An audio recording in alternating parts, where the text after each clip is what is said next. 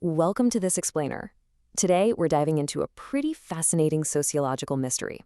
Basically, why is it that some people follow society's rules perfectly while others consciously choose to break them? We're going to unpack the actual science of rule breaking, looking closely at the exact mechanisms that push individuals away from the norm and into the margins. You know, it's a question we ask ourselves every time we scroll past a crazy news headline or hear about a local crime. But to understand the true roots of criminal and deviant actions, we have to look way past the surface. We have to examine the invisible, incredibly powerful social forces that shape our choices every single day.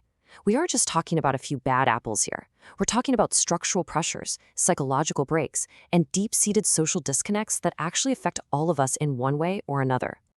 So, here's our roadmap for today. We're going to cover the roots of rule breaking, goals versus means, the opportunity to deviate, the adolescent identity crisis, some intense case studies in alienation, and finally, solving the social disconnect. All right, part one, the roots of rule breaking. Let's uncover those invisible forces of society. Okay, let's unpack a foundational tool for our kit. It's a word you've probably heard thrown around that maybe haven't seen properly defined: anomie. This is a concept heavily revived by the famous French sociologist Émile Durkheim.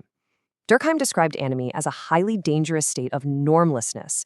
It's that terrifying, totally disorienting feeling where a person's world feels like it has just completely fallen apart around them.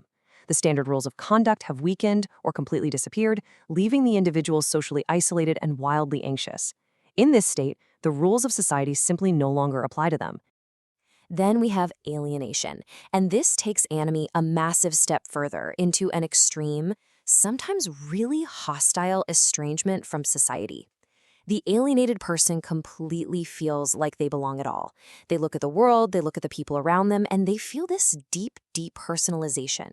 They aren't just confused by the rules, they're aloof, they're unfriendly, and they're utterly disconnected from the group. They're basically the true aliens in our society. Now, if we move inward from how we relate to society, we have to look at how we relate to ourselves. There's a really crucial contrast here between identification and identity. Identification is all about merging with a group, right? It's imitating others so you can feel that safety of belonging. Identity, on the other hand, is the struggle to assert your unique individuality against the crowd. It's how you define your own strivings, your values, and your expectations. A perfect, super relatable example of how identity works in practice comes from comedians and actors. Think about the late Rodney Dangerfield and his famous catchphrase, "I don't get no respect." By adopting that highly specific, kind of gimmicky trait, he forcefully differentiated himself from everyone else. He forged a very unique individual identity. And honestly, we all do this to some degree. We find our thing to stand out while simultaneously trying to identify with the groups we desperately want to belong to. Moving on to part two, goals versus means, the pressure to win the game. So what exactly happens when our individual identity clashes with what society demands of us? Well, sociologist Robert Merton looked at this tension and brilliantly compared life to competitive athletics. Society gives us culturally defined goals, like getting wealthy or being successful. But society also strictly defines the legitimate means to achieve those goals. Deviance occurs when someone desperately wants to win the game, but because of frustration or a lack of access, they decide they cannot or will not win under the rules of the game. Merton laid this out perfectly in his 5 adaptations, which show exactly how people handle this frustration. Take conformity, for example. You accept the goals, you accept the rules. That's most of us. But then consider innovation. This is a huge one. This is where a person accepts the cultural goal of success, but completely rejects the legitimate means. This is what often leads to crime, whether it's a white-collar executive embezzling funds or a bank robber holding up a teller. Then you have things like retreatism, where people reject both the goals and the means, basically just dropping out of society altogether through vagrancy or severe substance abuse. It's a remarkably powerful way to understand why people deviate. Part 3, the opportunity to deviate, finding the wrong door.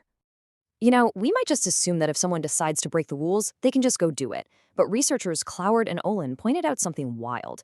The opportunity to break the rules isn't distributed equally either. When lower-class youths internalize societal goals but lack legitimate means, their intense frustration often leads them to form gangs. And these gangs generally fall into 3 distinct patterns based on the illicit opportunities available to them.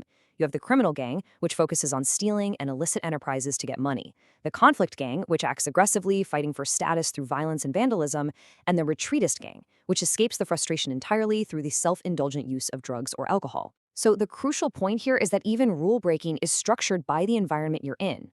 Which brings us to part 4, the adolescent identity crisis. Caught in the middle.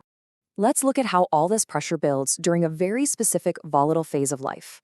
Adolescents face a turbulent identity crisis.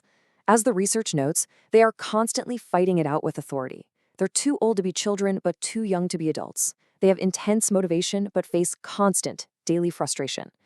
In order to actually forge their own identity, they genuinely need to devalue and reject their parents. It's a totally natural part of growing up.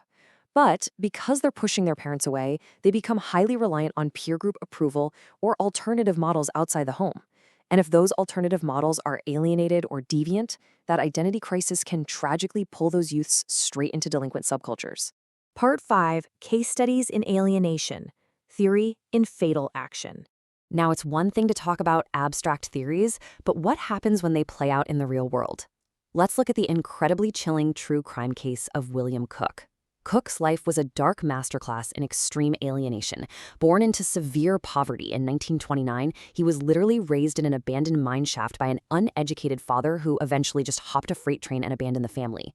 Cook was rejected by society at absolutely every turn. Foster care failed, he entered an institution where he became the roughest inmate. His complete lack of integration, a total and profound alienation, culminated in a terrifying rampage in 1950 where he abducted and murdered 6 people. He did this simply because he felt entirely disconnected from human norms. He was executed at San Quentin just over a year later. And then, of course, we have the infamous Bonnie and Clyde. Both were born into intense, crushing poverty in Texas. They met in Dallas in 1931 as young adults facing an America that offered them virtually zero legitimate opportunities. So how did they adapt to the societal frustration? Through what Robert Merton would call violent innovation.